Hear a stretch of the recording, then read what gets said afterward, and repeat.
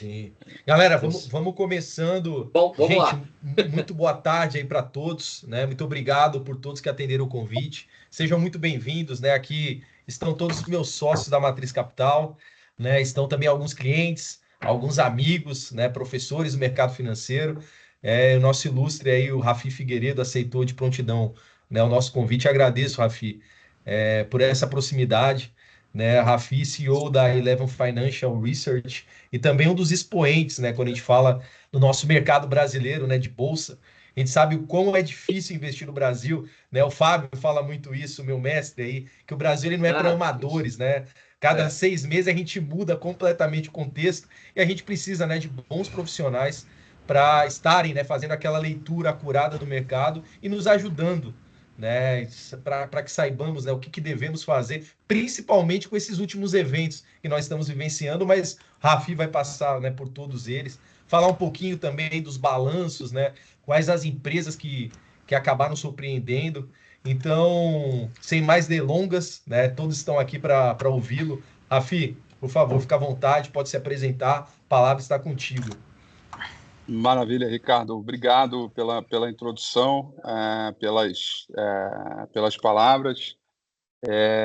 Eu fui CEO da Eleven Financial, né? E hoje eu estou na XP. O que para mim, na verdade, eu não estou na XP, eu estou de volta na XP, porque antes de montar e fundar a Eleven Financial, eu estava aqui na XP, né? Minha carreira, quando eu me mudei do Rio para São Paulo, eu vim pela Clia Corretora, onde me tornei sócio, e quando a gente foi comprado pela XP, a gente se tornou sócio da XP. Muito naquele momento que o Itaú chegou também para ancorar expectativas, ancorar um eventual IPO e comprar ações, parte das ações da XP. E lá em 2017 eu saí, né, para montar a Eleven Financial, uma casa de análise independente que ainda existe, né? Os fundadores todos foram embora, mas ela ainda existe, ela está ainda em curso. E fiquei aí quase 8 anos, né, à frente dessa companhia, atendendo o universo B2B, assessores de investimentos institucionais, bancos, né, gestoras, fundos de pensão.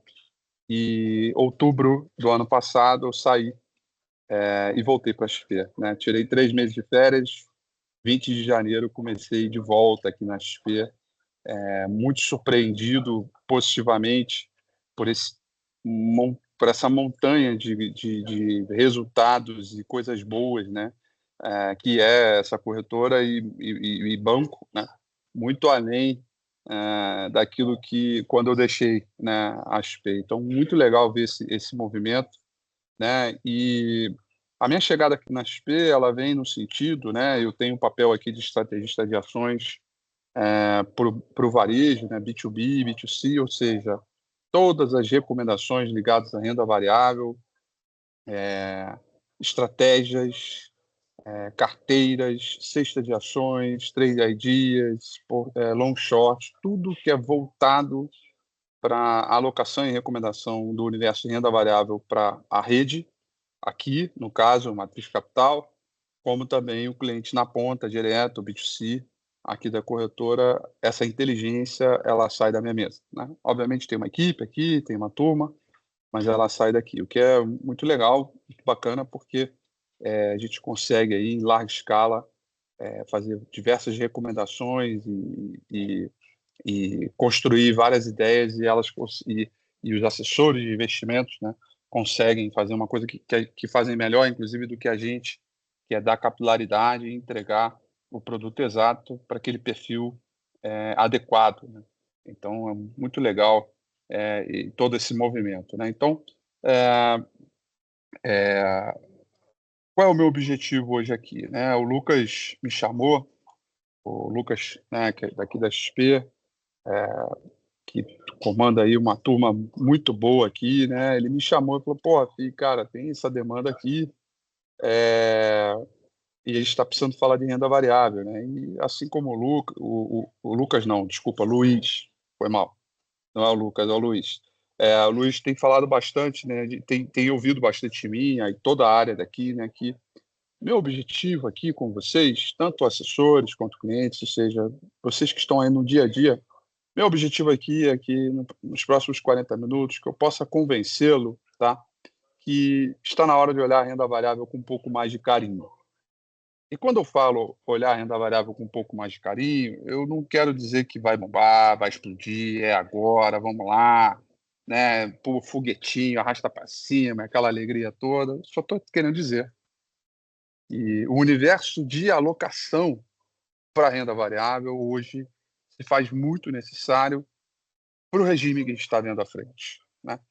E começar certo, na minha opinião, ele é mais importante do que você ter a pretensão de achar que vai descobrir a mínima ou o fundo do poço e comprar na mínima para depois vender na máxima. Ou seja, é um momento da gente questionar parte dessa, talvez, superexposição em renda fixa que nós possamos estar. E aí eu tenho alguns motivos, eu tenho algumas questões para tratar. Então eu vou compartilhar minha tela aqui com vocês. E, pô, muito bacana, porque aqui eu vou fazer uma visão híbrida, né? A gente já teve comitê, então eu provavelmente já vou passar, passar para vocês algumas visões que a gente já tem para o mês de junho, tá? A gente está em maio ainda na apresentação, mas a gente já tem algumas visões para o mês de junho e eu já vou de maneira híbrida. Não virou o mês, mas eu já consigo antecipar algumas coisas, né?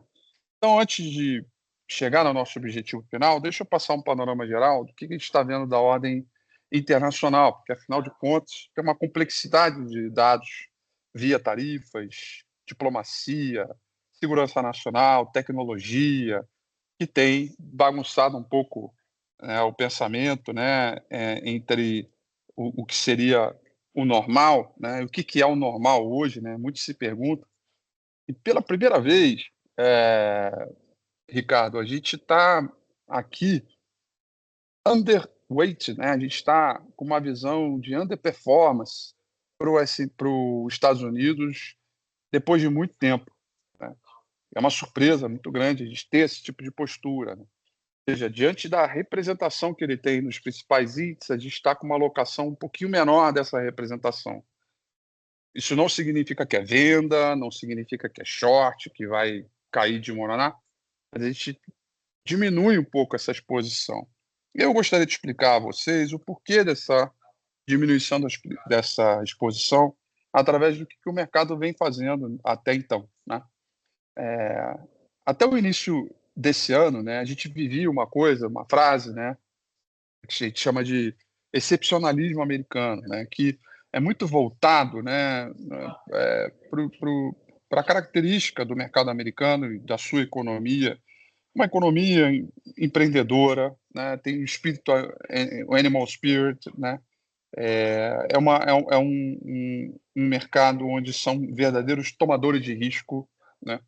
Se você perguntasse há 15 anos quais eram as top 10 empresas do mundo, 5 estariam nos Estados Unidos e 5 fora dos Estados Unidos. Hoje, quando você pergunta quais são as top 10 do mundo, apenas uma está fora dos Estados Unidos, todas as outras estão lá. Então, você tem um formador, um criador, uma fábrica de unicórnios, né? Tá aí a NVIDIA, o resultado ontem, mais um resultado extraordinário, né?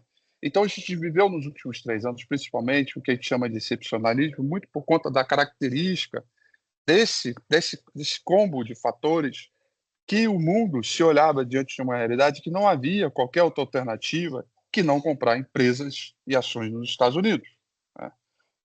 Bom, isso até o final do ano passado e início desse ano.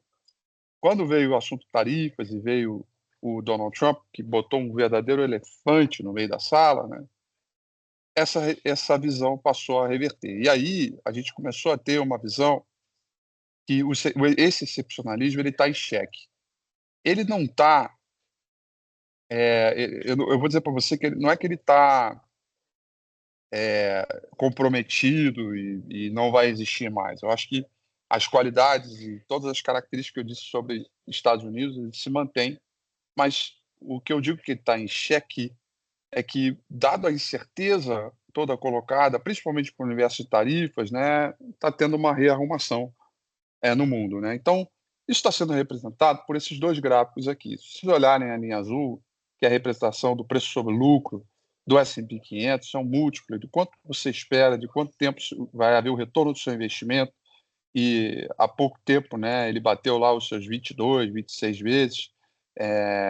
Agora já subiu um pouquinho, tá? Ele está cerca de 22 vezes, 22,8, já subiu um pouquinho.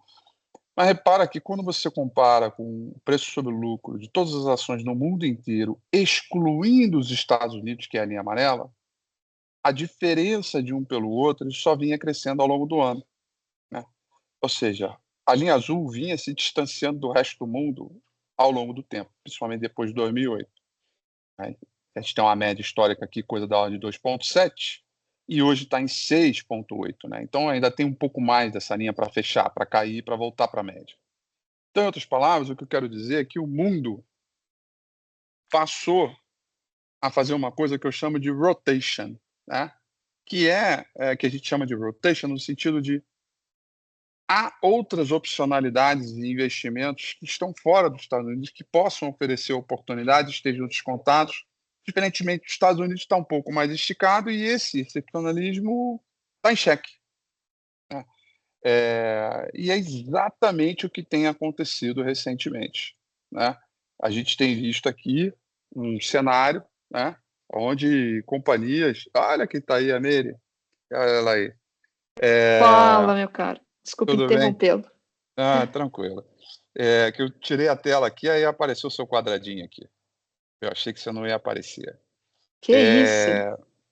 Então, a gente está vivendo aqui um período, tá, que nós estamos... o mundo está correndo para outros tipos de investimento fora dos Estados Unidos em função dessas questões de tarifa. Vamos falar um pouquinho de tarifa, vamos falar um pouquinho de política econômica aqui lá dos Estados Unidos, tá?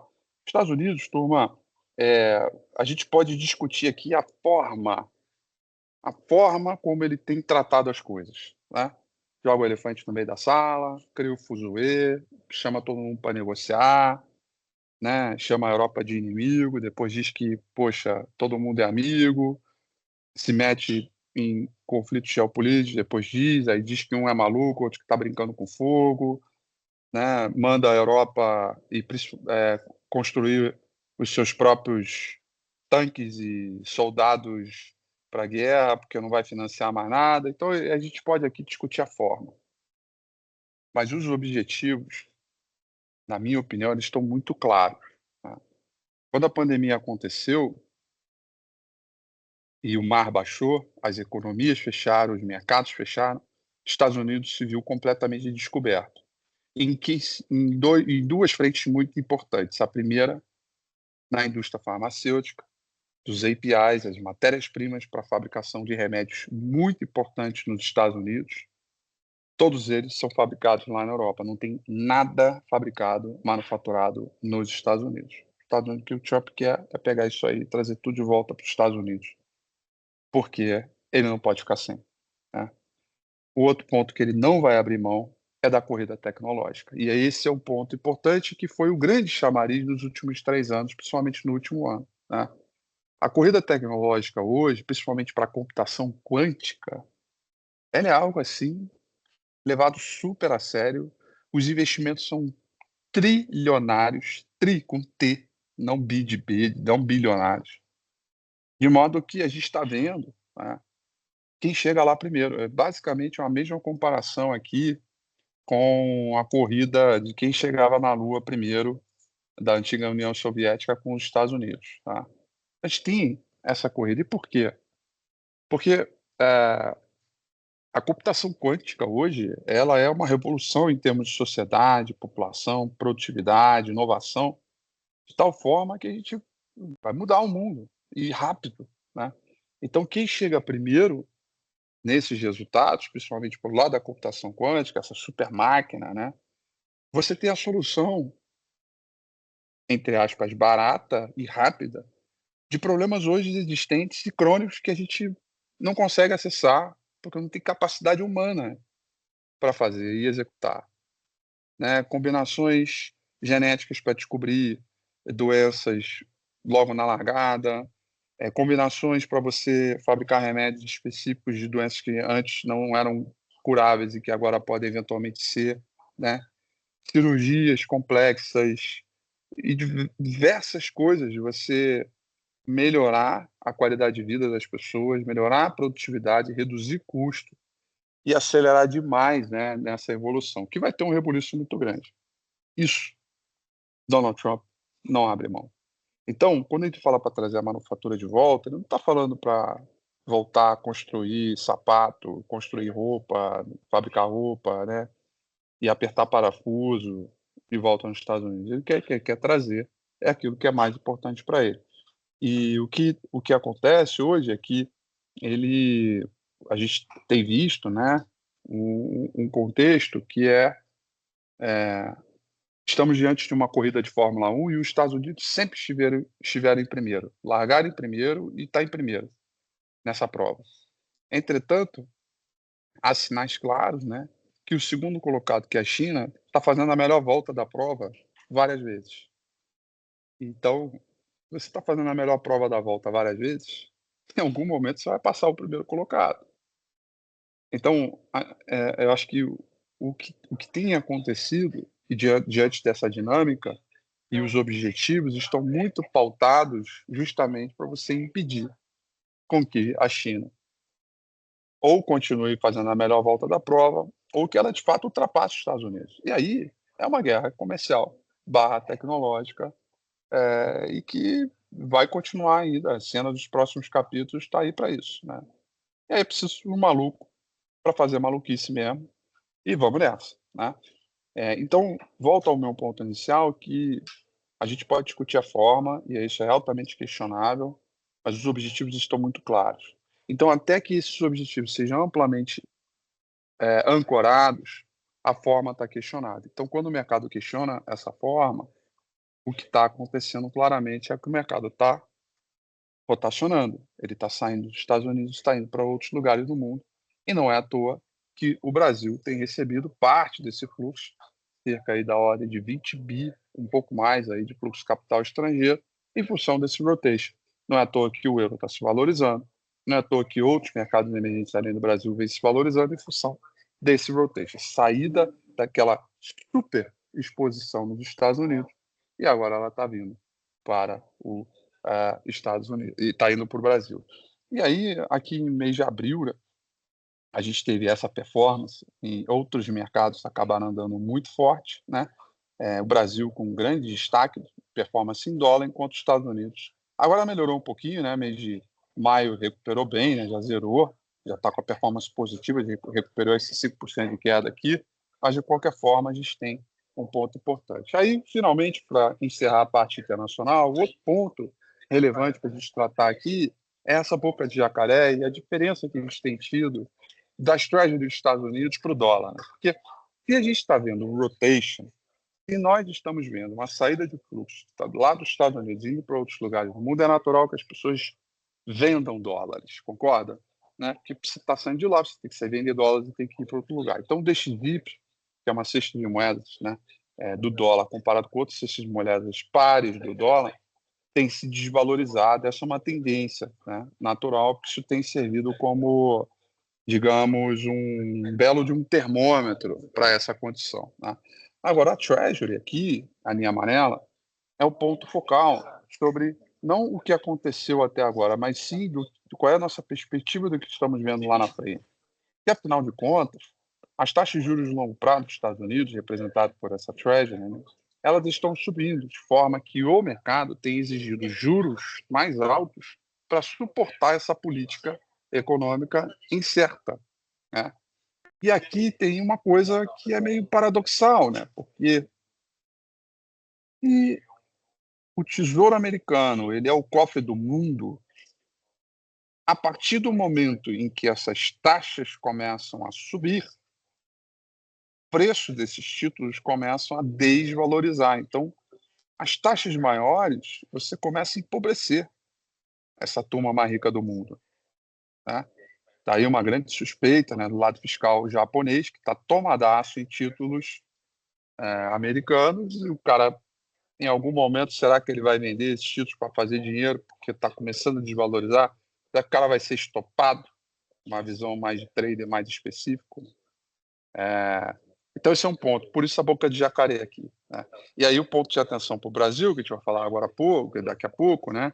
Quanto mais alto for essa linha amarela, né, maior pode ser a capacidade dessa taxa que dragar um pouco o fluxo que vem para o mercado emergente. Isso é algo que a gente tem que ficar super de olho. E, por fim, uma pergunta que sempre me fazem com as questões de tarifas, né, como o Brasil sai diante dessa realidade. Eu queria destacar aqui a vocês que, no relativo, o Brasil se sai numa posição favorável, dado essa rotação, porque a exposição do comércio total com o Brasil no mundo, né, ela, nos últimos 10 anos, ela tem aumentado em relação à China e diminuído em relação aos Estados Unidos. Então, a gente está fora do epicentro do problema, está fora do olho do furacão, né? Então, quanto maior for o foco da China em investimento de estratégia e infraestrutura, melhor para a gente. Quanto maior for o foco do Brasil em receber novos mercados, ganhar novos mercados, a China recentemente falou que não vai comprar mais soja dos Estados Unidos, vai comprar de quem? Do Brasil, né? Japão falou que não vai comprar uma proteína dos Estados Unidos, vai comprar de quem? Do Brasil. Então, o Brasil acaba recebendo esse novo mercado e, portanto, a gente tem a capacidade de importar riquezas, né, no resto do mundo. Dúvidas aqui sobre o mercado internacional, turma? Alguém quer falar alguma coisa, expor alguma coisa para a gente poder ir para o mercado brasileiro? Fica à vontade, abre o microfone aí, pode falar, tá?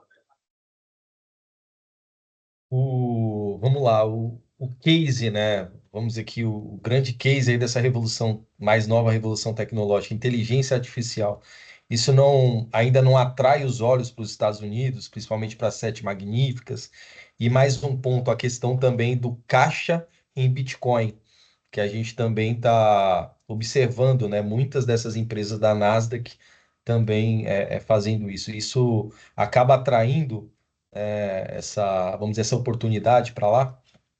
Então, o que tem acontecido é uma redução da exposição, mas essa atração, essa primeira pergunta que você fez, ela já vem acontecendo nos últimos 6, 7 anos e ganhou uma intensidade muito forte nos últimos 3 anos. Não é à toa que o S&P 500 subiu, em média, 20% nos últimos 3 anos, que é algo altamente fora da curva.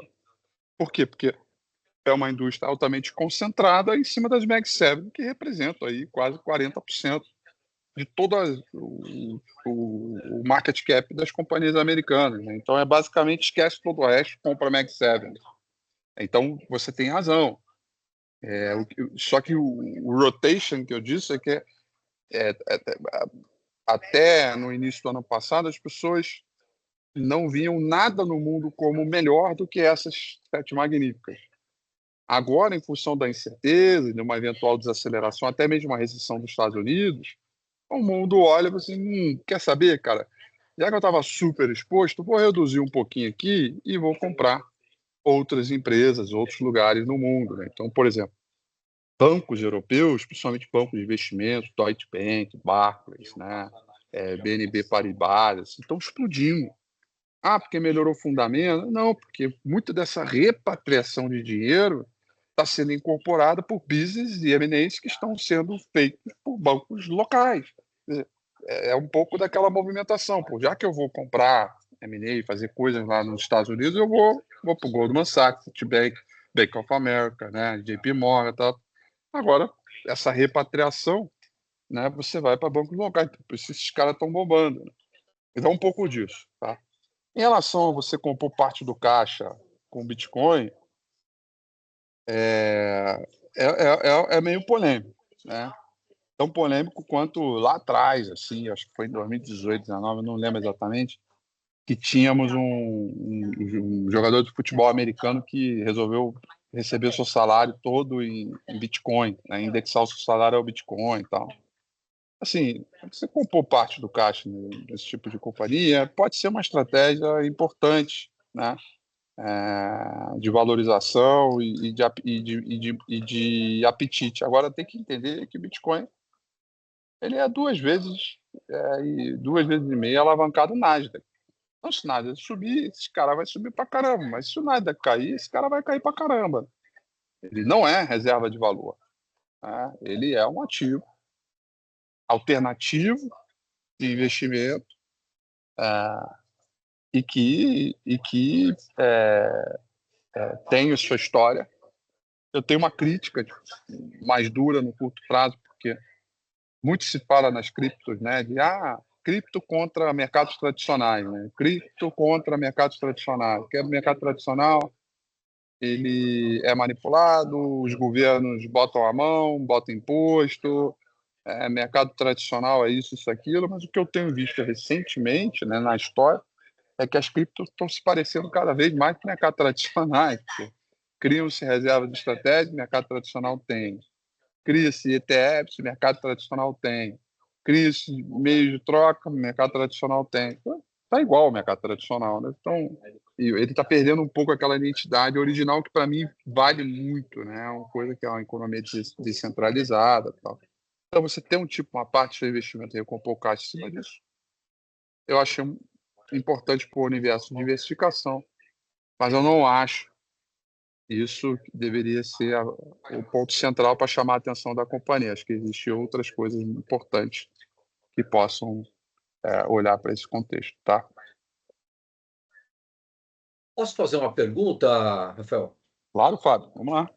Em relação ao que você colocou na desvalorização do DXY, né, o dólar, e a relação dos títulos americanos, que a gente tem que ficar ligado, né, para ver se eles vão aumentar as vendas ou não, né? Essa reserva de títulos americanos que está grande parte na mão do Japão e também acho da China, né? Você me corrige se eu estiver errado. Isso daí poderia provocar algum problema com uma desvalorização maior do dólar, e isso poderia provocar um problema nos BRICS aqui no Brasil, porque o Brasil está associado, né, nessa estrutura, né? E o Trump deixou bem claro que ele taxaria o pessoal que entraria com não utilizaria mais o dólar, né, em termos de moeda. Mas o Brasil basicamente é commodities, é agrícola e metálica, né? Então, como é que você vê isso daí na macroeconomia, hein? Vamos lá. Na sua primeira parte da pergunta, né, quando você comenta que, de fato, né, a China, Japão, Coreia do Sul são grandes detentores desse tesouro americano, né? Sem falar dos fundos soberanos suíços, de Singapura, os magnatas sheiks árabes e tudo mais, todo mundo tem título nesse troço, né? Mas vamos para o ponto focal, né? Beleza, estou desconfiado aqui, eu vou vender o Treasury dos Estados Unidos. Vou comprar o quê? O que é mais seguro que a Treasury de 10 anos dos Estados Unidos? A gente pode questionar a taxa, tá bom? O que é mais seguro? Qual é o local onde as regras são altamente claras, previsíveis? Tudo bem, passa por um momento de incerteza agora. E, em última linha, onde tem o maior sistema de defesa do mundo. Porque, antigamente, no mundo feudal, as pessoas depositavam os seus ouros físicos naqueles feudos onde tinham os melhores exércitos, que ninguém podia atacar para roubar, né? Guardado as devidas proporções, isso também tem a ver com isso. Então, é uma preocupação, eu acho que o seu ponto é extremamente legítimo, Fábio, mas eu não acho que ele é uma preocupação de ameaça, uma preocupação que chamam de weaponization, de você usar esse argumento de eu sou dono de 30% dessas reservas de tesouro, então eu vou vender tudo para destruir a tua economia. Porque ele faz isso, ele destrói a economia global e ele cava um buraco para ele mesmo se afundar. Porque para onde ele vai pegar esse dinheiro? Como eu ouvi numa palestra ontem, né, do Portfólio Manager da Capitalo, ele falou assim, da Capitalo não, da Capitalo, ele falou assim, eu vou aplicar o dinheiro em Marte? Né? Na Terra, né, no planeta, não tem nada comparável a isso. Então ela é legítima, sim, mas ela não passa. O que a gente pode discutir é nível. Porque quando a taxa sobe, o PU, o preço do título, cai. Então, quanto mais alta a taxa está subindo, mais pior está rendendo o título, porque ele é marcado no preço. Então, você está desvalorizando, você está ficando mais pobre. Exato. Então, hoje está em 4,5. Se ela for para 5,5, a população mundial, os fundos soberanos, os cheques árabes, os alienígenas estão comprados e todo mundo está comprando, todo mundo vai perder valor, porque vai exigir uma taxa maior. Então, isso é um problema. Isso é, de fato, um problema. Então, a gente pode discutir nível, que aí é um problema fiscal americano, é uma idiosincrasia americana. Mas o weaponization, ele é um assunto, ele é legítimo, é um efeito que você ficar de bisóio ali, mas, cara, tá longe de ser um terremoto. E aí, essa segunda parte, quando você fala como é que fica o mercado emergente, como é que fica, né, os outros mercados, acho que, de um lado, quanto mais alta essa taxa, como eu disse há pouco, né, ele vai dragar o fluxo no mercado emergente. Se essa taxa sai de 4,5 e vai para 5,5, por que eu vou aplicar no Brasil ou qualquer outro lugar emergente se o maior mercado do mundo, mais seguro do mundo, mais previsível do mundo, está pagando muito mais? Então eu tiro o dinheiro de qualquer lugar e vou para lá, né? Eu não vou para a bolsa, eu vou para a renda fixa, né? Por outro lado, então, e aí em termos de comércio, de transação, você só diminui de nível. E aí as moedas locais, elas acabam sofrendo, todas, né? FX, moedas, mercado emergente, todas elas sofrem. Não tem Mas jeito. você não vê isso. Você não vê isso agora no médio prazo. Curto Não, médio. a princípio não. A princípio eu acho que o fator da rotação ele é mais importante nesse momento, porque Tá. nós estamos falando de trilhões de dólares saindo dos Estados Unidos. Então ele é mais o efeito inverso, uma Tá. valorização das moedas locais em função da repatriação.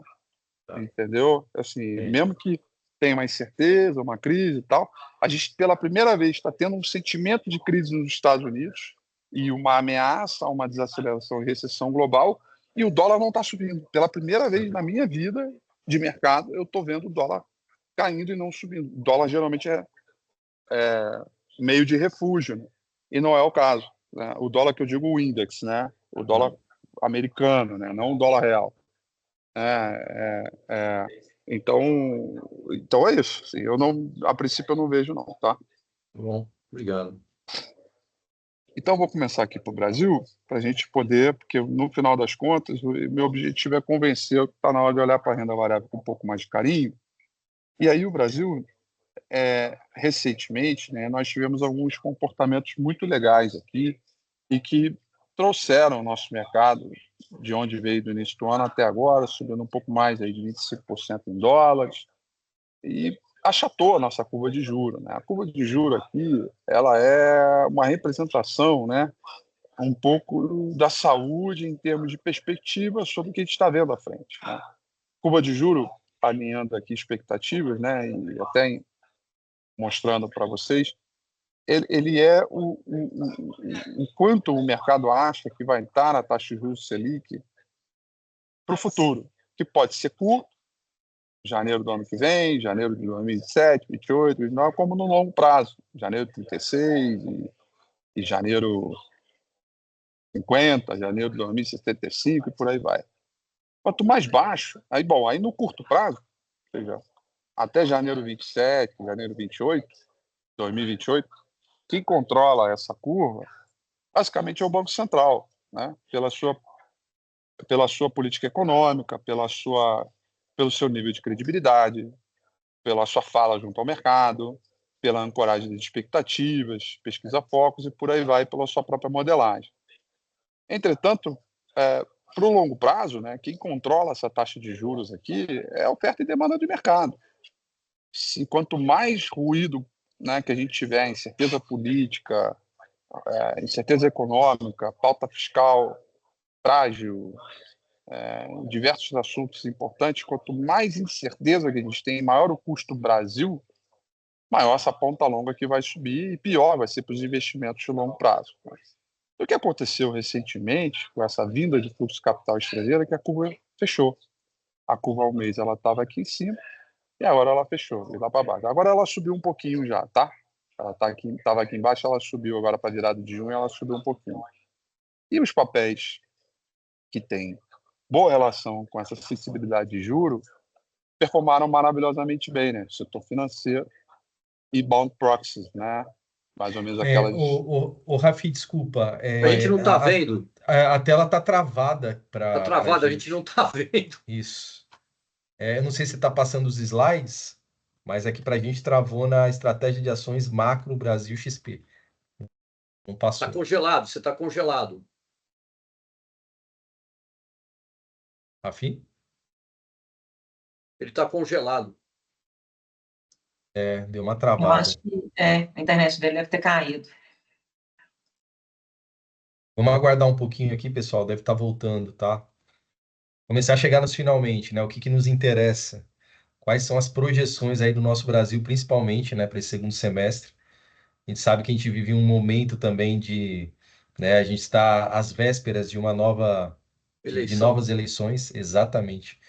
Então é interessante entender, né, se há algum setor que pode estar dando também um maior prêmio, né, mais oportunidade aí para nós nesse momento. É isso, Fábio? Você tá falando, você falou tudo. É exatamente isso, Ricardo. Acho que ele voltou, né? Ou não? Não voltou?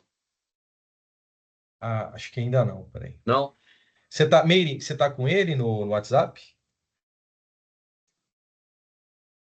Não, Luiz, eu acho que pode enviar uma mensagem para ele, Luiz. Fala, gente, tudo bem? Já enviei aqui, não sei se tá dando para me ouvir. Já enviei aqui. Ele só tá resolvendo essa questão na internet e já tá voltando. Obrigado, Luiz. Obrigado. Eu vejo uma oportunidade enorme, né, aqui no mercado brasileiro, mesmo porque os múltiplos estão muito atrativos, né, do Brasil, né? Então a gente tem aí uma perspectiva extremamente positiva, né, em vários setores, né? Agora, aqueles setores ligados aí mais às commodities metálicas, isso ainda está muito amarrado, isso que eu ia perguntar para o Rafi, está muito amarrado à crise imobiliária na China, né? Precisamos ver como é que está ainda essa crise lá, né? O governo chinês não Verdade. está conseguindo financiar o pessoal lá, né? Então, isso aí mexe com essas siderúrgicas, né? Por mais que você traga carro chinês para cá, você não está usando a siderúrgica brasileira. Então, você está usando o ferro que sai daqui, vai para lá, é manufaturado e volta para cá em aço. Então, para o Brasil, isso não é muito positivo, né? Agora, a parte de commodities agrícolas, aí sim, eu vejo uma perspectiva extremamente positiva, né? De avanço forte nesse mercado, inclusive com o crescimento mundial, né? Então as pessoas precisam comer, né? Automaticamente você vai ter um crescimento muito forte nesses setores aí, né? Você vê o fato da própria Marfrig, tirando a fusão, né, com a Sadia Perdigão, né, comandou esse papel, né? Impressionante. Quem pegou esse papel, você lembra? A gente chegou a falar sobre esse papel lá atrás, e a Marfrig deu uma puxada muito forte, né, junto com a Sadia. JBS também, JBS, né? Então, todo esse setor aí, né, de carnes, né, aves. Então, apesar dessa crise, hoje saiu até uma notícia aí que inibe um pouco essa crise em relação à gripe aviária, né? Então, deixou o pessoal mais tranquilo no mercado, né? Fábio, Ele quando você voltou ou toca, não? quantos, aí tá voltando ainda não, Ah, quantos investidores estão esperando o despertar da Vale, né? Quantos que é, seguraram ali desde os 100, então, 90, 70, então, 60, isso. 50? Isso eu ia te falar. Eu tenho vários amigos aqui no grupo que estão comprados nesse papel e o cara não abre mão desse papel. Então você fala, diversifica a tua carteira, entra com a Embraer, entra com a própria Suzano, né? Hoje eu entrei com a Suzano, mas eu comprei em dólar, né? Eu opero, você sabe, eu opero lá nos Estados Unidos, então eu comprei a ADR de lá, né? Não é nem BDR, ADR direto. Então tem papéis super interessantes para você diversificar e sair um pouco de Vale, de CSN, né? Mesmo porque, se você for olhar o impacto desses papéis na área industrial, hoje a área industrial brasileira é 3,5%, se for 4% do peso do PIB, né? Quer dizer, é muito baixo, perto do impacto da área de serviços, 65% e 30% do agronegócio. Então, se você distribui dessa maneira, e isso também é importante, a hora que o Rafi estiver aqui, a gente entender Aí o voltou. raciocínio dele. Legal. nesse aspecto, né? Como é que está distribuído esse impacto dos setores, né? Agronegócio, serviços e a parte industrial brasileira, né? E aí, como a crise na China, o Rafi deve estar escutando, como Rafi, a crise imobiliária na China ainda está impactando nas commodities ferrosas, né? Tá? Ponto, é isso. Obrigado. Maravilha. Nada, desculpa aí Imagina. interromper. Tranquilo, Excelente, Fábio. Tá ótimo. Fábio, excelente. Não. Eu vou retomar aqui o pensamento, mas depois a gente vai discutir essas suas questões, tá bom, Fábio? E agora? Estão vendo a tela? Agora sim, Rafi. Tá, maravilha. Minha tela travou aqui, tá? Eu fechei o Teams no Ctrl Alt Del, assim, tipo, fechou na marra para poder voltar na boa. Então, o que eu estava dizendo é que a curva de juro, né, ela é esse aspecto importante, né, sobre a qualidade da nossa economia ou de percepção futura. E o que a gente está vendo aqui, né, que tanto o setor financeiro e bond proxy responderam bem a esse fechamento de curva de juro aqui, né? Isso é bem positivo. E andou bem, né? E pelo lado das commodities, o Fábio até estava comentando, ainda está um pouco mais fraco, né? E por quê? Porque há uma percepção ainda do mundo, né, sobre desaceleração de uma economia global. Acho que o único efeito desinflacionário que tem acontecido é a queda do petróleo, né, por aumento aí da produção, OPEP, redução de demanda, e tem o efeito China, sim, também, né? Acho que a China, ela menos agora, tá? Já foi mais, assim, né? A China, ela já está se recompondo de forma a procurar estímulos vindo do consumo e não mais para melhorar a oferta, né? Já provocou a sobre-oferta e por isso aconteceu o que aconteceu. Mas o fato é que o nosso mercado tem sido, por conta da volatilidade mais elevada, né, um ganhador no relativo desse processo, e a própria curva de juro acabou atraindo esses componentes. Aí a gente tem aqui, eu falei agora há pouco a coisa boa, né, porque tem um ritmo de mercado bom, mas a gente tem que falar um pouquinho da coisa ruim também, né, que é esse trabalho adicional, né, que o Banco Central tem que fazer, né. A gente tem visto, né, diversos programas de estímulo do governo, de demanda, e que estão a pleno vapor, né? Minha Casa Minha Vida, diferentes faixas, crédito consignado privado, aniversário da FGTS, saiu essa semana os dados de desemprego do CAGED, né? E a gente está em pleno emprego, os salários estão sendo reconfigurados, né? Remunerados em termos de reais, então está acima da inflação, então se tem uma renda adicional, o consumo está muito forte, né? Então, tudo isso é um compoundzinho que deixa o Banco Central preocupado, porque o ritmo de atividade muito forte provoca inflação, né? Então, a gente espera ainda uma inflação fora da meta, não só para esse ano, como ano que vem. Isso é uma preocupação, porque isso impede uma aceleração na ideia da redução do juro. Mais recentemente, também nessa semana, por isso que eu disse no início da nossa apresentação, né, tem algumas coisas que eu preciso atualizar. Nós tivemos os dados do IPCA 15, tivemos a desaceleração pelo lado do preço de alimentos, o que ajuda bastante a centralizar e ancorar um pouco as expectativas. Além disso, o caso do IOF, recentemente, ele também tem um efeito de política monetária restritivo, né, porque a partir do momento que você aumenta o IOF para operações de crédito, né, é como se você também fizesse, em alguma medida, uma restrição de oferta de moeda no M2, de modo que, de acordo com a conta da nossa equipe econômica aqui, a gente tem um aumento de cerca de 0,40 pontos percentuais, de 40 pontos percentuais na taxa Selic, né? Então, a gente, até o IOF, a gente aqui acreditava que a gente ia parar a alta da taxa de juros em 15%. Agora, a gente acha que não vai ter mais nenhuma alteração e não vão ficar em 14,75, tá? Que é a taxa de juros de hoje, e vamos ficar aí pelo menos até o final do ano, para só começar a discutir a queda da taxa de juros Selic ano que vem.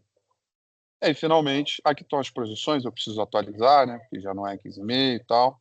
Mas aí finalmente chegou o gráfico mais importante. E aí eu tenho certeza que o Fábio, como uma pessoa experiente, entre outros, pessoas aí de longa data de mercado, vão concordar comigo. E o que manda no nosso mercado, invariavelmente, dos ciclos que a gente tem de noticiário mais forte, do lado político, ou de um ministro, ou de uma persona, etc., o que manda nos investimentos é o regime que a gente vive. E, portanto, esse aqui é o gráfico mais importante da nossa apresentação. O regime que a gente está vivendo hoje é o regime onde a gente vê uma inflação que está subindo e um juro que, se não fosse a questão do IOF, ainda subiria um pouquinho mais. Mas a gente está no pior regime. E o pior regime que, se você olhar no nosso estudo quantitativo aqui, a taxa de acerto de retorno real positivo, né, é 0%. E o retorno real anualizado é negativo em 17,5%. Então é o pior momento. É o pior momento, inclusive, para você convencer, falar de renda variável, tratar de renda variável, né? Quem não tem, não quer ter, prefere se acomodar na taxa de juros, uma série de combinações, né?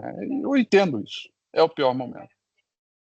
Só que quando eu disse no início da apresentação que está na hora de olhar a renda variável com um pouco mais de carinho, é porque a gente está no ciclo final de subida da taxa de juros Selic, isso se já não parou. Então, significa que, de acordo com o nosso estudo quantitativo, nós temos 60% de probabilidade de sair desse regime e vir para cá. Do regime onde a inflação ainda incomoda, mas o juro começa a cair. Que, aliás, o juro futuro já começou a cair, a curva futura de juros já começou a cair. E para esse regime, a inflação sobe e o juro cai, a gente tem 62% de taxa de acerto, que já muda drasticamente, fortemente em relação a 0%, e com um ganho real de 7,5%, 7,6%. Então o jogo muda. O tamanho do dinheiro e da oportunidade, cuja oportunidade também. Tá? Então, o que a gente está provocando aqui, a toda a nossa rede, a vocês, é que está na hora de começar a olhar um pouco mais de carinho, porque essa transição já começou. De acordo com o nosso estudo, são 423 dias médio que acontece esse regime aqui de inflação e juros subindo.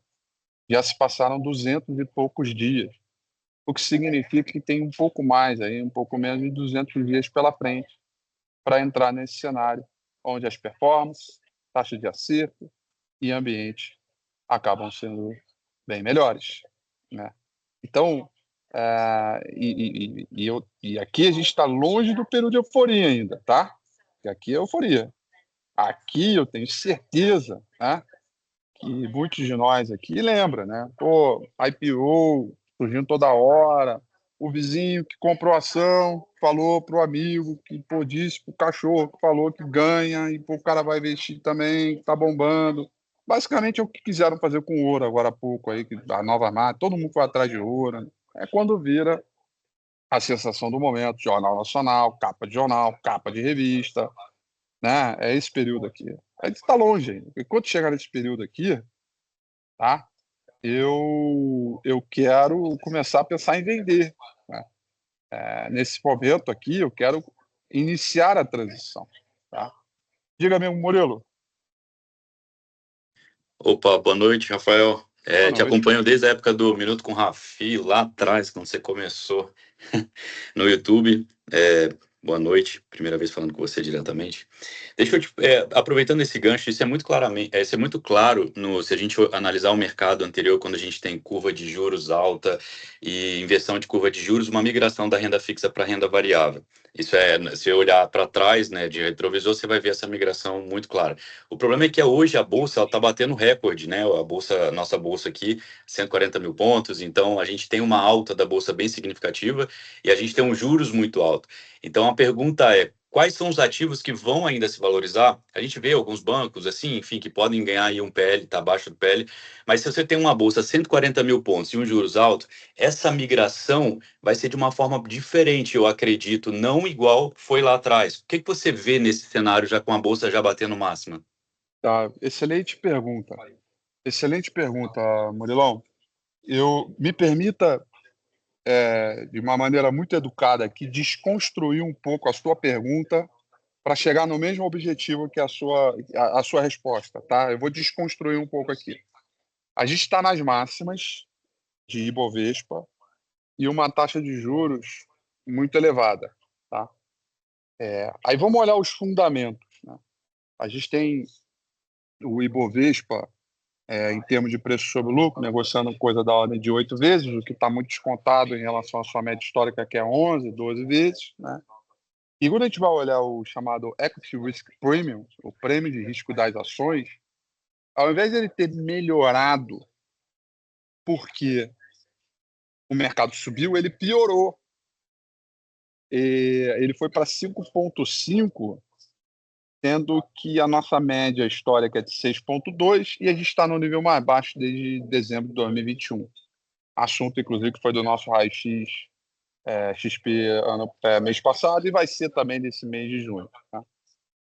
Então, o que eu quero dizer quando esse Equity Risk Premium caiu?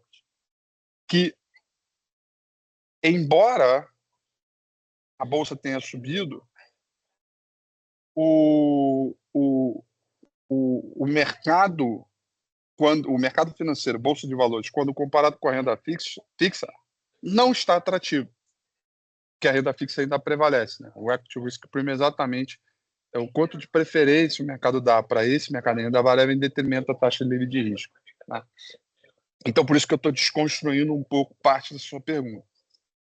Mas quando você diz para mim o que a gente vai olhar a partir de agora, eu também não vou te dizer que a gente tem um papel, um segmento específico. A gente vai olhar tudo de verdade, porque a gente está falando de mudança de regime e não de período ou temporada de resultado ou de um ciclo curto. Eu estou falando de um ciclo longo, né? Então, aí agora sim, dado essas duas explicações, você vai ver no final da apresentação, está chegando já, Dani, ali, os papéis que a gente tem escolhido para começar essa transição de regime não são nomes específicos em termos de por conta dessa oportunidade, mas sim características específicas, tipo alta qualidade, baixo risco, alta previsibilidade ou pouca ou quase nenhuma alavancagem. É isso que a gente tem escolhido. E aí, se for varejo, se for utility, se for banco, entra. Mas não é um single name, não é um setor. É tudo dentro de uma característica. Por quê? Aí, contando um pouco o final, trazendo para cá. E quando a gente compara papéis com fundamentos ainda suspeitos ou delicados em função do cenário incerto, pauta fiscal delicada, ciclos eleitorais e tudo mais, contra uma companhia de altíssima qualidade, previsibilidade, que remunera rendimentos, né, traz rendimentos, inclusive muitos deles, inclusive até acima do CDI, constantemente, entregam guides, esses caras estão negociando em mais ou menos o mesmo nível de preço.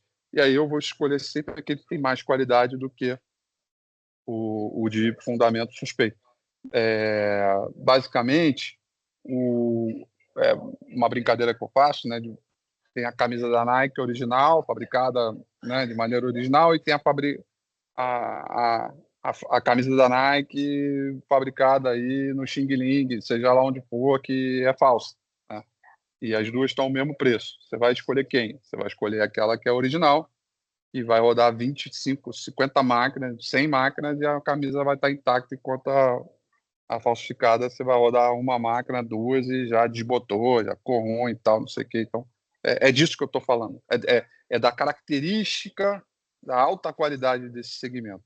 E aí, no final, Murilão, você vai ver a carteira. E aí você vai saber o que eu vou falar, que é exatamente a altíssima previsibilidade dentro desse cenário, tá?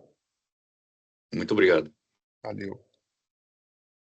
E, portanto, vocês estão vendo a tela? Só para confirmar? Então, né? Sim. Beleza. Sim. Beleza. Então, o ponto-chave aqui é que a gente já começou num ponto de partida, turma, maior, só porque o fluxo está vindo por conta do mercado internacional, desse rotation explicado por esse excepcionalismo em cheque e esse movimento. Quando se olha internamente, a gente tem revisões de lucros para baixo, um equity risk premium que não melhorou, mas que ativos de altíssima qualidade continuam retornando, dando resultados. Então, por isso que esse é um começo. Então, a gente vai focar em fazer o certo, de maneira cadenciada, olhando o horizonte longo, e aí sim. E aí, turma, aproveitando aqui, fazendo um pequeno jabazinho, hoje, eu só esqueci a hora. Eu acho que é 11 horas da noite ou 10 horas da noite, eu não sei. Mas tem um programa chamado Economia para Você, da Juliana Rosa, na Band News. Vai ao ar hoje. E eu gravei ontem, tá? E a gente vai falar, tá falando de renda variável, tal, etc, etc. E lá eu fui muito enfático, tá? Em dizer que a gente está no início de um grande ciclo. Então, mais do que querer comprar barato e, no fundo, é fazer o certo. E aí eu digo de maneira muito objetiva no programa, estou dizendo aqui para vocês, que para mim, nesse momento, dado que estamos diante de uma transição de ciclo, o errado é não ter renda variável a partir de agora. Esse, para mim, eu considero errado, mesmo com o nível de juros onde está, porque a gente já está próximo do fim de ciclo, ou se já não acabou. Esse é o ponto número 1. E o ponto número 2 é questionar a superexposição em renda fixa, que de fato ela é muito boa, mas não muda, não enriquece, não muda de patamar, não deixa você mudar de patamar quanto a renda variável é capaz diante desta alteração de ciclo aqui, saindo daqui e vindo para cá.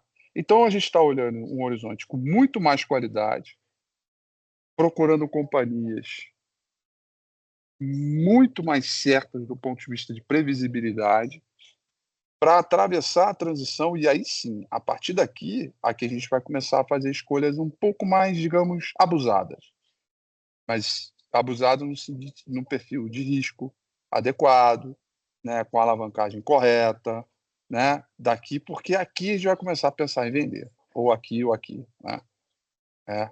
Mas o ponto interessante é que, de acordo com o nosso estudo, quando a gente chegar aqui, a chance da gente ir para o cenário de euforia é de 87,5%, a probabilidade, né? Então é muito positivo esse momento aqui, dado o esquema de euforia, tá?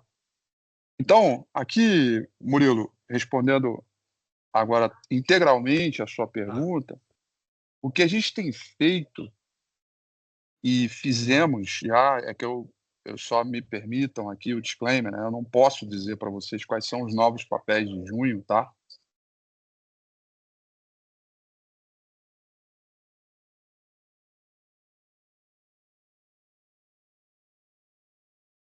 Na melhor hora travou. Travou. É, Tem um travou de pouquinho, novo. Não, mas Fica a gente esse está vendo suspense, aqui, então, ele não pode gente. falar os papéis, mas tem alguns aqui. O maior peso aqui eu estou vendo está no Itaú, né? 15%. As blue chips aqui, né? Apesar que a Vale está com 12,5 ali embaixo, né? Petrobras 10. Continua sendo as mesmas blue chips aí que a gente tem aí como referência, né? Muitos do setor financeiro, né? Banco do Brasil, Excelentes Caixa. pagadoras de dividendos aí, né? Copel também. O foco. Porque o gringo, normalmente, quando ele vem para cá aportando capital, ele vem sempre nas blue chips em primeiro lugar, ele não conhece outras empresas, né? Só se o cara for muito bem assessorado, né? Os ETFs também, né? Eles acabam É, investindo nas blue chips, né? muita gente procura isso aí também. Então vem sempre cair em blue chip, né? E blue chip é Vale, Petro, Banco do Brasil, Itaú, né? E aí você começa já a catar, né? né? Não, eu tenho uma dúvida, até quero perguntar para ele, mas se você quiser adiantando. Banco do Brasil foi um destaque negativo, né, do balanço, do resultado dos bancos aí, né, nessa última janela. Então a gente teve No ponto. Bradesco muito forte, Itaú nem se Sim, fala, sim, e sim. o Banco do Brasil teve problema com a inadimplência, a carteira de crédito, né? É, E o que você vê, né, aí até o final do ano, se há recuperação ou essa recuperação vai ser um pouco mais lenta? eu acredito que a grande desconfiança do mercado está ligada ao próprio regime atual, governo atual, né? O pessoal estava esperando o impacto negativo no banco, até para o problema que teve no ano passado, né? Você lembra, né, que houve aquele desfalque lá, e na Previ, né? Na própria Previ. Então, o pessoal ficou muito preocupado aí, porque o governo hoje está precisando cumprir o fiscal. Então, se o IOF não cumprir o objetivo dele como eles querem agora, né? Cobrir contas, né? Na verdade, o objetivo do IOF é cobrir, fazer um controle do mercado, câmbio, tudo no Das geral, mas não divisas. cobrir despesa, né? Então, eles estão fazendo uso errado do sistema. Agora, se tira o IOF, da onde você vai buscar dinheiro? Então, você vai buscar dinheiro de banco. O Banco do Brasil ele foi desfalcado durante muitos anos, né? Durante vários governos, não é só esse, né? Então, eles usam muito o banco ainda como uma forma de sacar contra o banco, né? Então, isso criou uma certa desconfiança, né? Mas eu acredito que o banco vai voltar, porque ele está. Eu tive olhando, se você olhou no grupo, eu coloquei ali os fundamentos, ele está com deságio, está com 0,86. Então, o preço versus valor em relação à parte fundamentalista do banco está extremamente atrativa, né? Então, eu estou posicionado em Banco do Brasil. Se cair, eu vou me posicionar mais. Tanto é que você vê que na lista dele o Banco do Brasil consta lá, né? Então, eu acredito que com uma redução de juros, o banco vai se favorecer muito disso, assim como todos os outros bancos, Itaú, Bradesco, né? O Itaú sai na frente, lógico, né? Porque o Itaú tem um percentual da população brasileira que tem um capital muito mais forte, então você consegue ter movimentações muito maiores dentro desse banco, né? Inclusive até para lucro, né? Lucratividade. Já o Banco do Brasil é um pouco mais popular, assim como o Bradesco, bem popular, né? Então é isso, essa é a minha visão em relação a essa parte de bancos, né? Eu concordo com o Rafael, eu acho que a gente vai continuar subindo, mesmo com redução de juros, a tendência dos bancos é você diminuir a inadimplência, automaticamente você tem um aumento de consumo maior, empréstimos maiores, e aí sucessivamente, né? Uma bola de neve que se monta, né, dentro desses bancos, né? Uma outra dúvida, Fábio, né, que foi colocado aqui, né, a bolsa, né, 140 mil pontos, mas isso não reflete o preço sobre, né, enfim, o VP dela, né, tem a questão. E só que a gente viu o setor. É o Rafi voltando? Já Rafi voltei voltou? já. Tô Então, ouvindo. aí, o Rafi Tá Opa, voltou. escutando a desculpa, gente aqui, o Rafi. Rafi? A Tô Depois gente eu fala escutando a converso bobagem. com resenha. ele. Tá Tô escutando escutando a a gente falar resenha. bobagem, Rafi? Vai lá, Rafi, manda bala. Ah, eu consegui mostrar a small cap, né? Que chegaram a Não, ver Você ali. Rafi, a mostrou uma gente Não, parou lista aqui então. na geral, Top tá tudo Ações. misturado. Tá, A Tem gente beleza. parou na small Top cap, blue Ações aqui, chip. Rafi. Tá bom. Maravilha. Então, vou mostrar a small cap aqui. Para aqui. Peraí. Aí sim. Rafi, mas se quiser, acho que vale passar um pouco mais da tese da Top Ações, que acho que cortou no meio, só Tá para bom. reforçar. Tá bom. A tese aqui, ela está muito focada em altíssima previsibilidade, baixo risco, é, pouca ou quase nenhuma alavancagem, né? E rendimentos, né? Então, eu digo que a característica dessa carteira é como se fosse aqui, a gente cava 3 buracos, bota umas vigas de ferro ali nesses buracos ali, e acimenta, bota cimento pra caramba, mas, cara, tem um tripé aqui, né, que pode vir o que for, que esse cara vai permanecer de pé. E ao longo do tempo, a gente vai adicionando ciclicalidade, né? Então, a gente tem papéis aqui com um percentual de 2,5, né, que são um pouco mais ciclos, e é natural, inerente ao seu negócio. A gente vai adicionando aos poucos, mas a gente vai de maneira sem pressa, sem correria, né? Ou seja, a ciclicalidade aqui são movimentos, digamos assim, um pouquinho mais apimentados, né? Movimentos com uma dose um pouquinho mais de pimenta, porque, afinal de contas, a gente está aqui para performance, né? Então, esse é o nosso movimento, né? Então, são papéis que a gente julga aqui muito bons, e já antecipo a vocês, alguns papéis aqui já não vão estar mais aqui para esse próximo mês, a gente vai tirar, vai colocar outros, tá? Mas a estratégia, ela está intacta, tá? A gente está permanecendo, sendo fiel à estratégia, no sentido da gente entender que a gente está diante de um horizonte, um movimento de transatlântico, né? E que deve percorrer por uma visão mais longa, é uma maratona e não uma prova de 100 metros, né? E a Small Cap é uma carteira que ela é um pouco mais arrojada, né?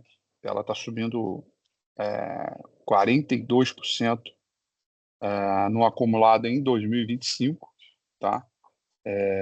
Está quase no seu high histórico, que chegou a ser um pouco mais de 55, e essa alta ela está muito atribuída ao fechamento da curva de juros, que eu mostrei, né? Então, aqui tem muito papel cíclico, tem muita coisa descontada, né? E aí muita coisa acabou andando para caramba. Mas tem muita qualidade.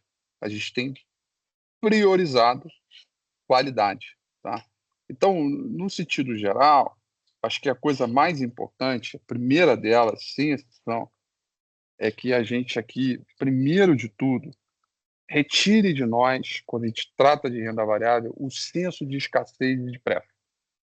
Como se tem que ser amanhã tudo que a gente vai virar de renda variável, porque não é.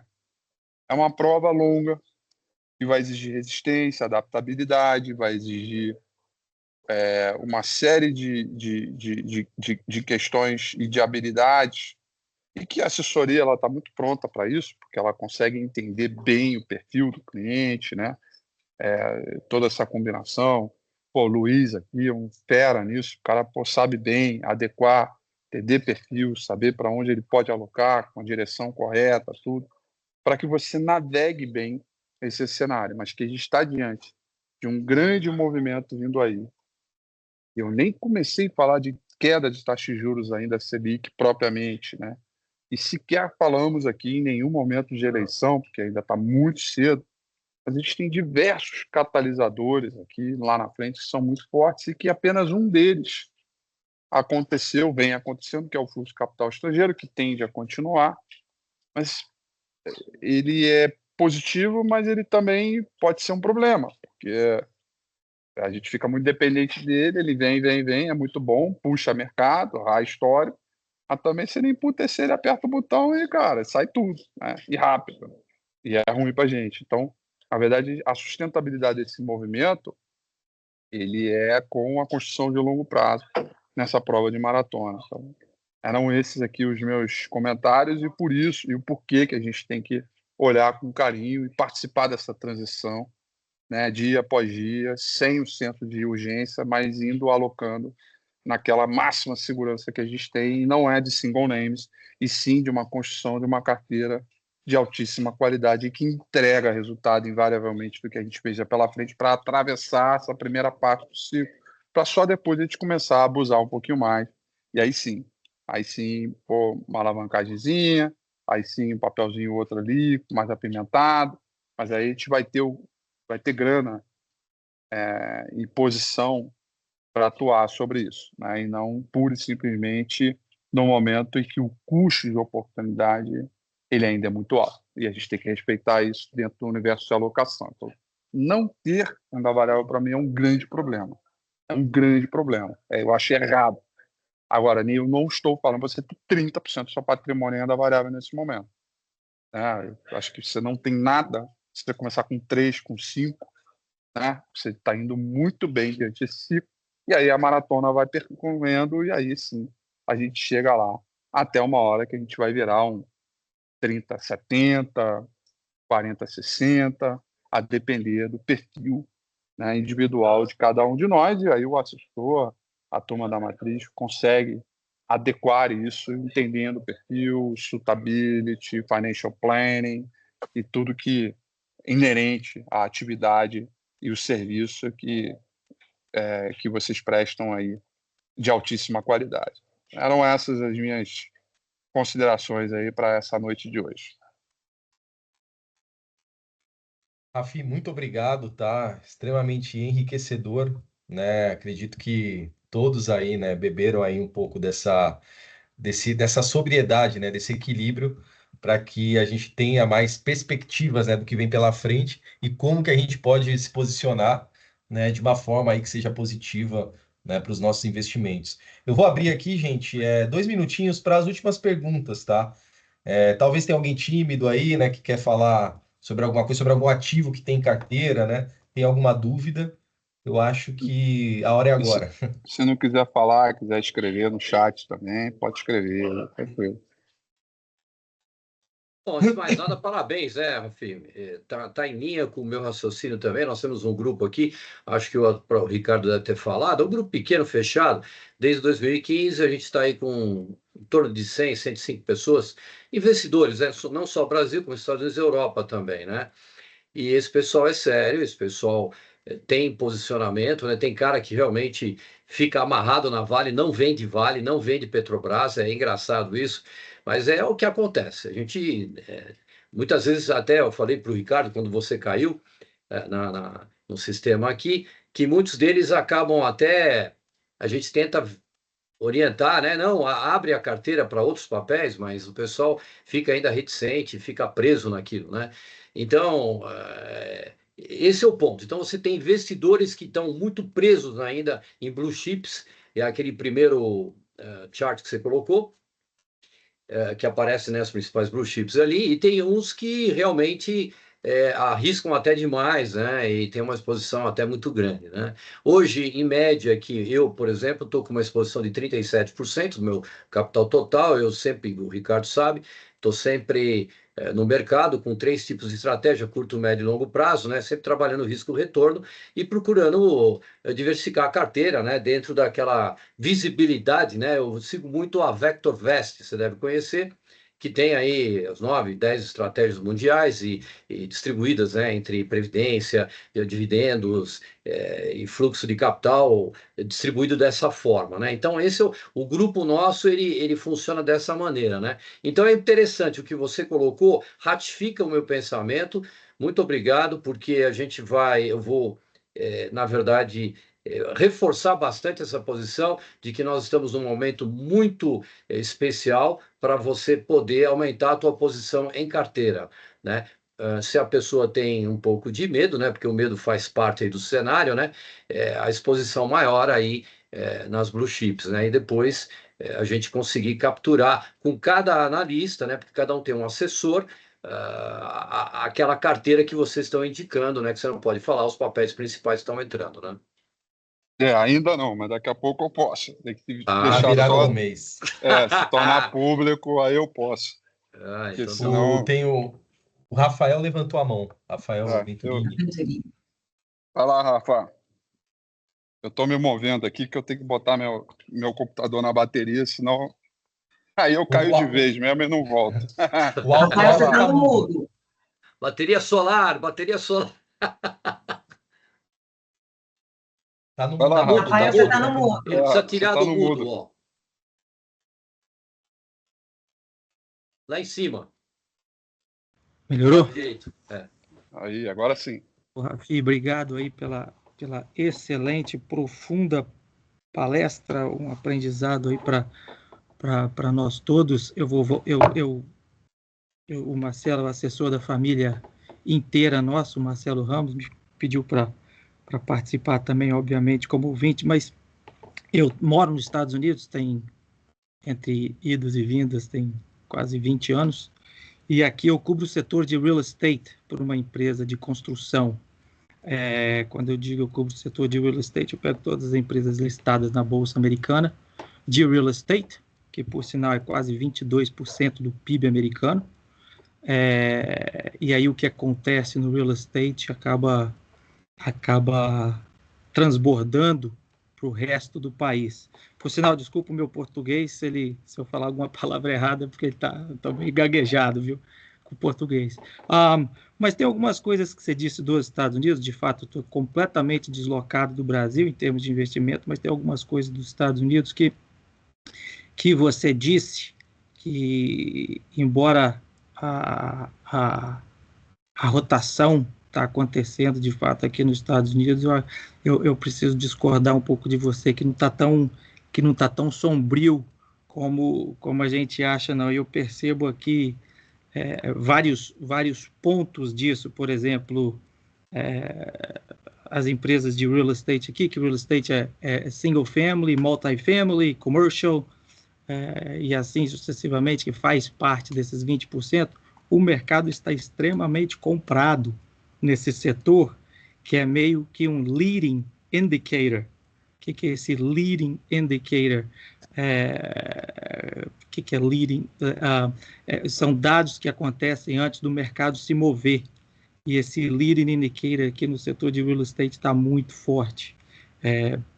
Tanto da forma regional quanto da forma nacional. A empresa que eu trabalho, ela é regional, só que ela cobre vários outros locais do país em termos de construção. Tem um outro... Então, esse é o primeiro. Então, não está tão sombrio assim como a gente acha que está. É engraçado quando você... Embora a comunicação no mundo está muito forte, você vivendo aqui nos Estados Unidos, você vivendo o dia a dia numa cidade extremamente americanizada, onde eu moro, pouquíssimo imigrante, você consegue ver a profundidade dos Estados Unidos em termos de confiança do consumidor e, principal, o consumo americano continua incrivelmente forte. Eu vou dar um exemplo aqui que vai fazer... o excepcionalismo americano continua existindo. Enquanto as pessoas americanas, os meus vizinhos aqui, comprarem no Amazon caixas vazias só para ter entrega da caixa do Amazon todo dia no driveway deles, os Estados Unidos continuará sendo uma potência. Exato. Os americanos compram caixas aqui vazias no Amazon só para, na hora que eles chegam no driveway deles, ter uma caixa vazia todos os dias no porch, na varanda da casa deles. Enquanto isso acontecer, e como está acontecendo com mais e mais frequência, eu não vejo esse excepcionalismo americano se dissipando ou se desanimando, por assim dizer, como está acontecendo. Tem uma matéria muito forte de um banco regional aqui chamado M&T Bank, que a gente acompanha muito, e eu posso mandar para você, os pilares por que os Estados Unidos vai continuar sendo um país excepcional.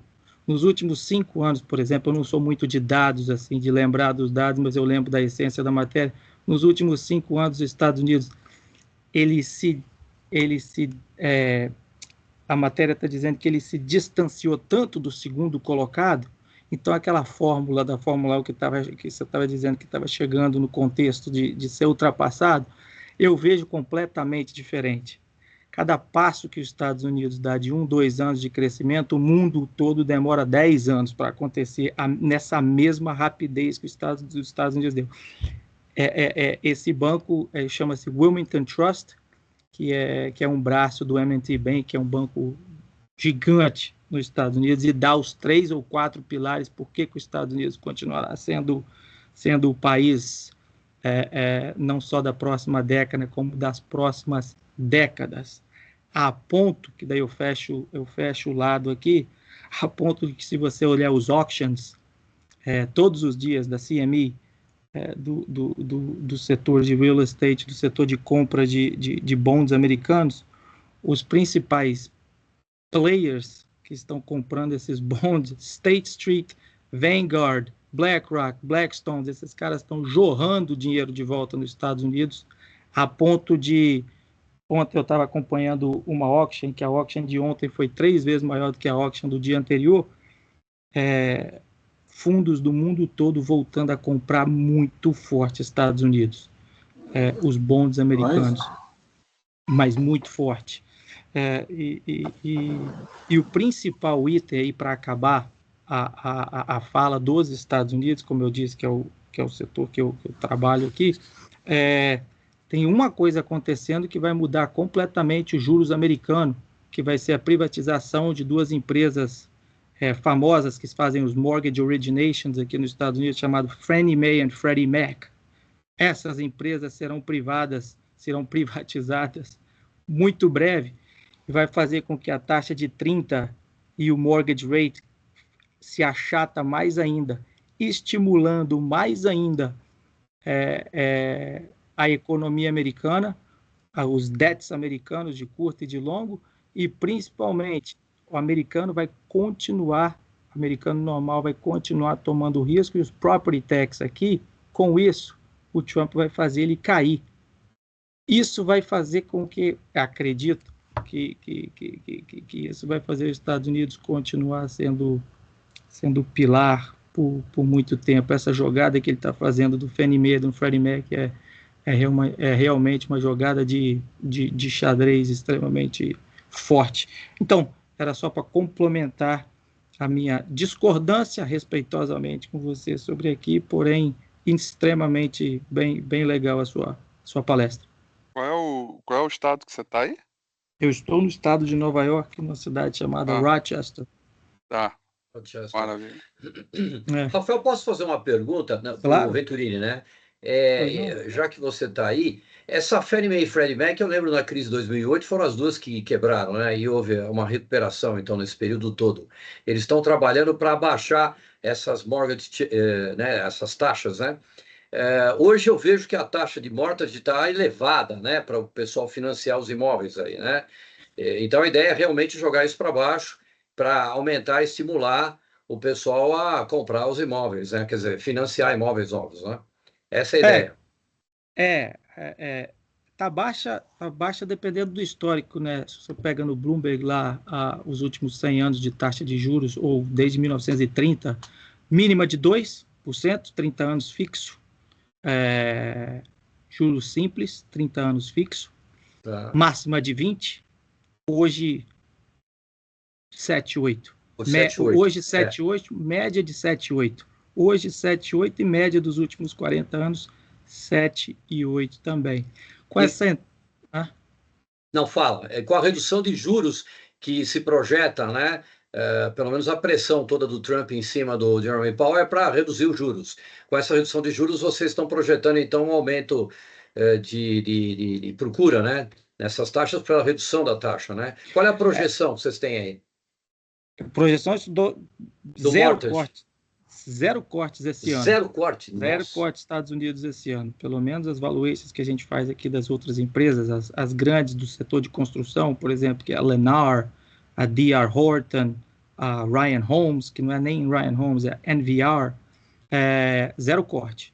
Zero corte. Só que elas estão tão descontadas, no sentido de estão sendo negociadas nas 52-week lows, aqui das 52-week lows, que para cada 1 ponto percentual de corte, essas empresas, tudo mais constante, e principalmente a madeira que vem do Canadá, tudo mais constante, para cada 1 ponto percentual de corte, o preço do papel sobe 15%, de tão descontado que ele está por causa dessa incerteza. Mas com a privatização do Fannie Mae e do Freddie Mac, que vai acontecer possivelmente esse ano, isso vai fazer com que a economia não só se mantenha aquecida, mas como se ela distanciasse ainda mais do segundo colocado, porque, de novo, 20% do PIB americano é real estate. Não estou dizendo real estate single family, não. Eu estou dizendo real estate multifamily, single family, commercial, industrial, a sombrinha toda do setor é em torno de 20%. E com isso você acredita que no papel aqui brasileiro, a Suzano, pode se beneficiar com esse tipo de cenário? Aí, meu cara, tem um cara chamado Rafi aí que pode te responder melhor. Bom, vamos Rafa, já fala para nós aí. Isso. Vamos já chegando ao final, tá? Agradeço aí. Vou passar para o Rafi aqui. Rafael Venturini, gostei muito, tá? Acho que todo mundo aqui, né? Foi muito boa a sua intervenção. O Fábio também, esse diálogo de vocês aí também enriqueceu bastante. E agora o Rafi, né, dando a última palavra ali, né? Você você fala, né, de uma discordância respeitosa, mas eu acho que ele falou da oportunidade, enfim, né, dos Estados Unidos ali de Treasury, de bonds, e passando aí para o Rafi finalizar, né, a palestra. Não, obrigado, obrigado pela oportunidade. Em relação ao que o meu xará, o Rafa, comentou, a gente não está discordando, não. Eu não vi discordância aqui, não. Está no mesmo lado da moeda. O que está acontecendo e o que foi assunto na minha pauta é que o mundo ele diminuiu a superexposição, mas diminuir sua exposição não significa que vai vender Estados Unidos, que acha que o mercado vai cair, etc. E há uma preocupação real de uma eventual desaceleração, como os próprios dados de PIB já apontaram. Aliás, amanhã tem mais um, né? Que possa trazer uma eventual recessão que pode ser mais rasa, né? Como a gente costuma dizer. Então você deixa esse espírito, esse movimento forte, né? Ele em xeque, mas ele não está rachado, ele está longe do fim. Então a gente não está discordando, não. Então esse é o ponto que tem entre os outros fatores, né? E todos os demais fatores dito por eles são fatores micros, né? E são todos fatores que estão por justamente o mercado nos últimos anos subir 20% nos últimos 4 anos, justamente porque a gente tem um PIB que é o maior PIB de todo o mundo, subindo na casa dos 2,5%, 2,7%, você tem essa realidade micro que ele está dizendo. E ele não está errado. Você não, portanto, não há discordância. O único ponto nosso aqui é que a gente não olha o que aconteceu, a gente está olhando para frente. E olhar para frente são as projeções, e as projeções, quando você vai olhar os earnings das companhias, e principalmente as 7 magníficas, hoje são menores, projetado, né, do que o para frente, né? Mesmo com esses resultados do primeiro trimestre excepcionalmente maravilhosos. E por isso a Bolsa hoje não está lá nos 6.600, ela está 5.900, sei lá, um pouco menos. Então, basicamente aqui, que deixa de recado para a gente fazer essas duas comparações, e que aí é muito bom a gente pensar, que é o seguinte: chacoalhou, teve um terremoto, as placas tectônicas foram alteradas, porque o mercado caiu e teve a maior volatilidade desde a época de pandemia. Então, alguma coisa aconteceu, e muito se fala de que depois que você mexe as placas tectônicas no mar, vem o tsunami. E grande parte da turma está esperando o tsunami, que não é o meu caso, não. Eu não espero o tsunami. Mas hoje, no preço de mercado, tem isso, né? Que é exatamente a visão futura. E aí, o ponto legal disso é que quando o mundo inteiro só olhava para os Estados Unidos, agora as pessoas estão olhando para outras oportunidades além dos Estados Unidos, né? O que é muito bom, porque daí você diversifica e dilui risco, né? Ou pelo menos adapta para uma nova realidade que a gente não sabe qual é que vem para frente, de nova ordem, de diplomacia, né? Que a gente não sabe. E o que é positivo, que se preserva o capital no mundo, né? Quando você diversifica. Então, é uma mensagem boa, é uma mensagem positiva, no sentido de que, cara, tem várias outras oportunidades vindo pela frente, e para o Brasil em especial, uma oportunidade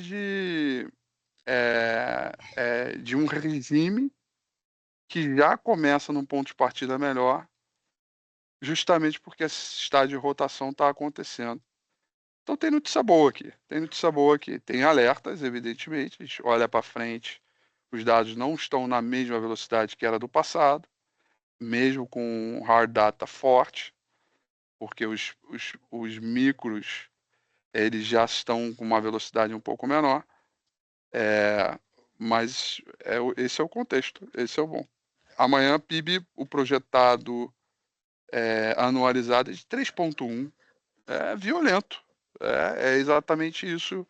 É o que a gente tem visto no primeiro trimestre inteiro, que corroborou, inclusive, com a temporada de resultado, olhando do ponto de vista de o micro conduzindo o macro, né? Então, a gente está falando a mesma coisa. Não estamos divergindo, não. Ok.